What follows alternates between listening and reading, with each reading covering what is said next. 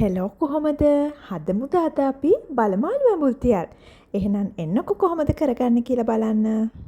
මෙතන තියෙනවා සාමාන්‍ය ප්‍රමාණයට කපාගත්ත බලමාළු ග්‍රෑම් 500කට පොඩ්ඩක් අඩු ප්‍රමාණයක්. ඉතින් මාළු ටික හොදලා මේ විදිහට පැත්තකින් තියාගෙන දැන් මේ ලැහැස්ති වෙන්නේ ඇඹුල් තියල් එකට ඕනේ මිශ්‍රණය හදන්න. මුලින්ම ගම්මිරිස් කුඩු එකෙන් තේ හැඳි 1 කාලක් විතර වගේ ප්‍රමාණයක් දාගන්නවා. ඊට පස්සේ ඒ හා සමාන ප්‍රමාණයක් ලුණු කුඩුත් එකතු කරගන්නවා.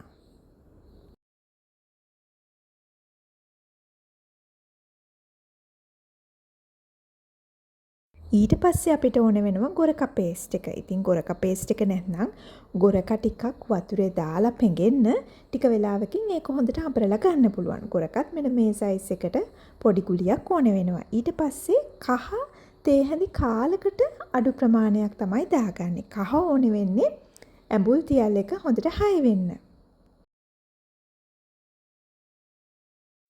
ඊට පස්සේ එකතු කරගන්නවා මිරිස් කුඩු ස්වල්පයක්.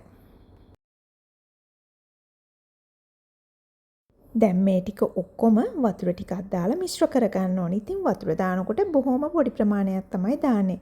කප් එකකින් කාලකටත් අඩු ප්‍රමාණයක් වගේ තමයි දාලා මිශ්‍ර කරගන්නේ. මෙන්න මේ වගේ ප්‍රමාණයක් දැම්මනම් හොඳටම ප්‍රමාණවත්.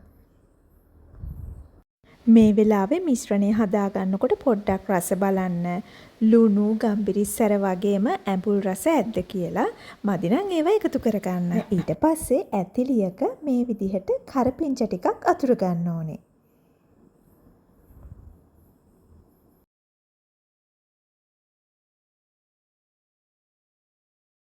ඊට පස්සේ මාළු කෑලි එකිනෙක අරගෙන අපි හදාගත්ත මිශ්‍රණය මේ විදියට හොඳට තවරගෙන අර කරපිංච අතුරපු ඇතිලියෙන් තියාගන්න ඕන.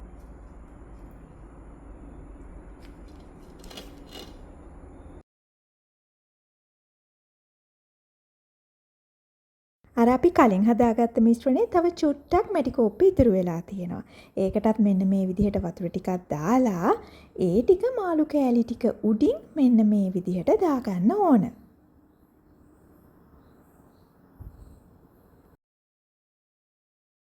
දැන් ලිපේ ගින්දර සාමාන්‍ය ප්‍රමාණයෙන් තියාගෙන මූඩියකින් වහලා විනාඩි 5ක් 6ක් විතර හදා ගන්න ඕනේ.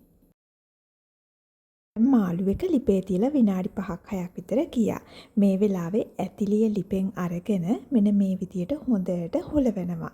හොලවලා ආපහු ලිපේ තියනවා. දැන් බලන්නකෝ තාම මේකේ වතුර ගතිය වැඩි. ඒක නිසා ලිපේ ගින්දර ටිකක් වැඩි කරගන්න ඕන. ලිපේ ගින්දර චුට්ටක් වැඩි කරලා මූඩියෙන් වහලා තවත් විනාඩි 4ක් විතර ලිපේ තියාගන්න. දැන් නම් මාළු එකේ වතුර ගතිය ගොඩාක් අඩුයි. මට තව ටිකක් මේක හිඳ ගන්න ඕන නිසා මේ විදිහට මදකින්නේ තව පොඩි වෙලාවක් තියාගන්න ඕන. ඔන්න දැන් නම් ඇඹුල් තියල් එක ගානට හැදිලා තියෙන්නේ. මේ විදිහට ඇඹුල් තියල් එක හිඳලා හදාගත්තාම දවස් කීපයක් වුණත් තියාගෙන කෑමට ගන්න පුළුවන්. මේ විදිහට ඇඹුල් තියල් එකක් හදාගත්තාම පුදුම රසක් තියෙන්නේ. ඔයාලත් හදලා බලන්නකෝ. හදලා බලලා කමෙන්ට් එකක් දාන්නත් අමතක කරන්න එපා. වගේම තමයි ඔයාලා මගේ වීඩියෝස් බලන්න කැමති නම් Easy Cooking YouTube channel එක subscribe කරන්න කියලාත් මම ආදරෙන් මතක් කරනවා. එහෙනම් thank you so much. මං ගිහින් එන්නම්.